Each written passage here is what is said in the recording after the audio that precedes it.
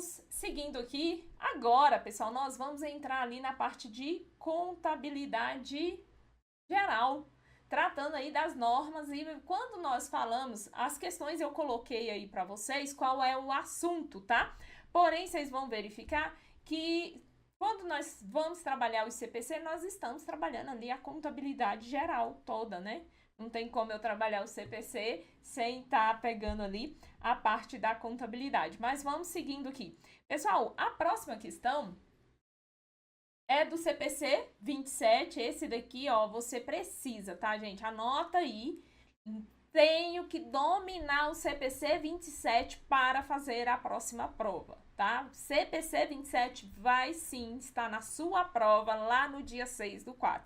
Então, você precisa aí dominar este assunto aqui do CPC 27 e os detalhes dele, tá, pessoal? Mas vamos aí trabalhar essa questão que diz assim, ó, de acordo com a NBCTG 27, ativo imobilizado, o custo de um item do ativo imobilizado compreende, entre outros, quaisquer custos diretamente o que atribuíveis para colocar o ativo no local e nas condições necessárias para que ele seja capaz de funcionar da forma pretendida pela administração. Pessoal, esse trecho você precisa ter ele em mente. Então, sabe aquele caderninho das suas anotações?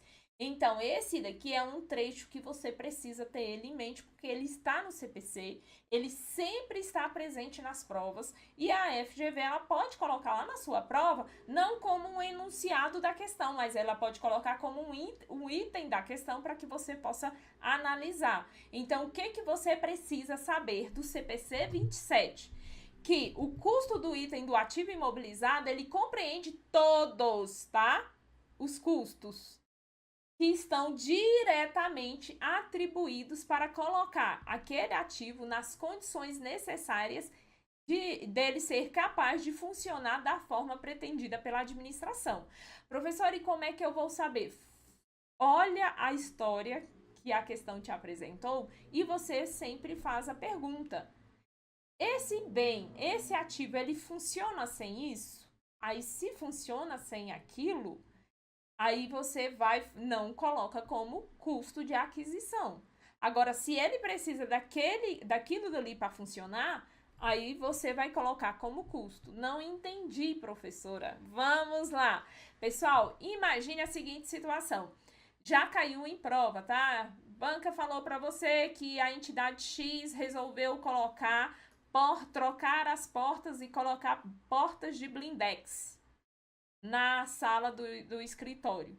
E, ao mesmo tempo, ela adesivou ali com a logomarca essas portas. E a banca vai te dar lá o valor da porta, o valor da instalação da porta e o valor dos adesivos para adesivar ali e envelopar a porta. E ele vai te perguntar qual é o custo de aquisição dessa porta que vai ser lançado no balanço patrimonial. E aí, olha só, o custo para instalar a porta é necessário para que a porta funcione? Sim, sem a instalação a porta não vai funcionar. Então, ele vai incorporar ao valor da porta. Agora, vamos lá, os adesivos com a logo ali da empresa. Essa porta, para ela funcionar, ter ali funcionar da forma pretendida, ela precisa ter os adesivos ou os adesivos é só algo a mais, um complemento nesse ativo? É um complemento. Então, os adesivos, eles serão despesas, tá? Somente a instalação dessa porta é que vai compor o custo de aquisição. Então, sempre você olha para a questão do imobilizado que ele está te contando e você analisa e faça essa pergunta. Esse ativo, ele precisa disso para funcionar? Então, se ele precisa, ativo imobilizado, você vai ativar. Se não você vai lançar como despesa, tá? E olha aí, ó. O que você precisa saber? Eu trouxe aqui um esqueminha para que você não esqueça. O que o CPC 27 fala? Primeira coisa, você precisa entender.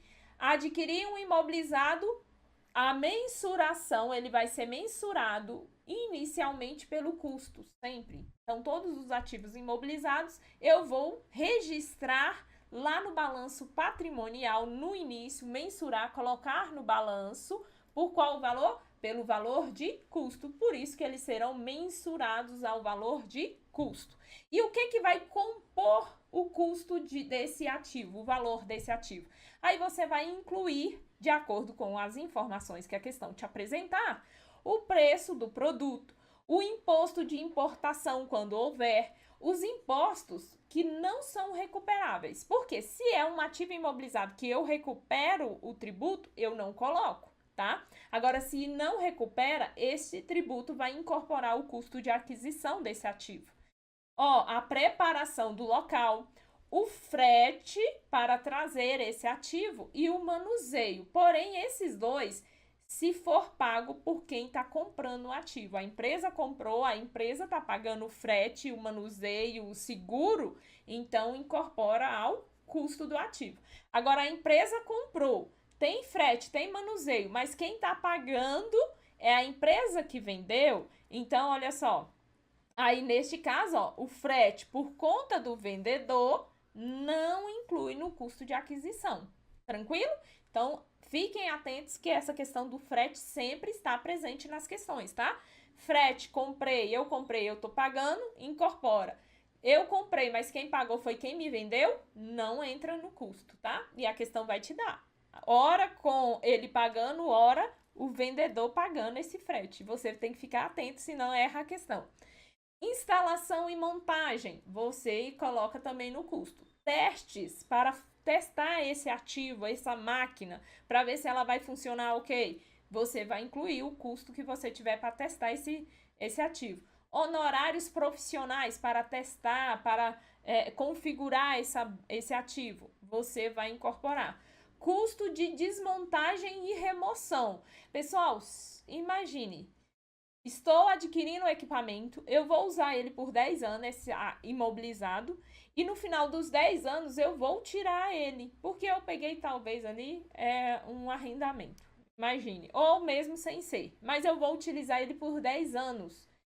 Se eu já sei quais são os custos de desmontagem e para remover esse ativo lá do local, eu vou pegar esse valor, trazer isso a valor presente, tá? Então, esses custos têm que ser trazidos a valor presente. E aí, eu posso já incorporar no custo de aquisição, perfeito? E mais uma informação importante do CPC 27 que você precisa saber.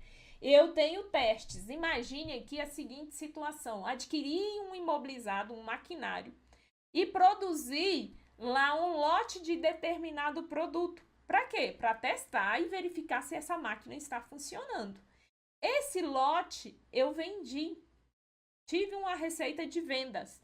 O CPC fala que nesse caso, se foi produtos produzidos durante o teste para testar esse equipamento, a receita de venda eu posso vir deduzir ela aqui, tá? A receita de venda dos produtos que foram produzidos durante a fase de teste desse ativo.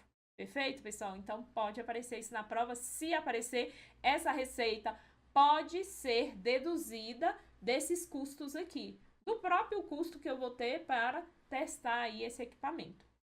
Perfeito, pessoal? Então, tudo isso daqui vai incorporar o custo de aquisição do ativo imobilizado e você precisa ir para a prova sabendo disso daí, tá? Isso daqui, gente, é decreto, não tem como você ir para a prova sem saber isso daí. Agora, o que não entra no custo do ativo? Os descontos comerciais, o abatimento, custo de abertura de nova instalação. Pessoal, estou abrindo uma nova instalação. Não entra, não é custo, isso daqui é despesa. Frete por conta do vendedor, é despesa lá para o vendedor, tá? Não é para você. Propaganda para anunciar o produto, não entra no custo.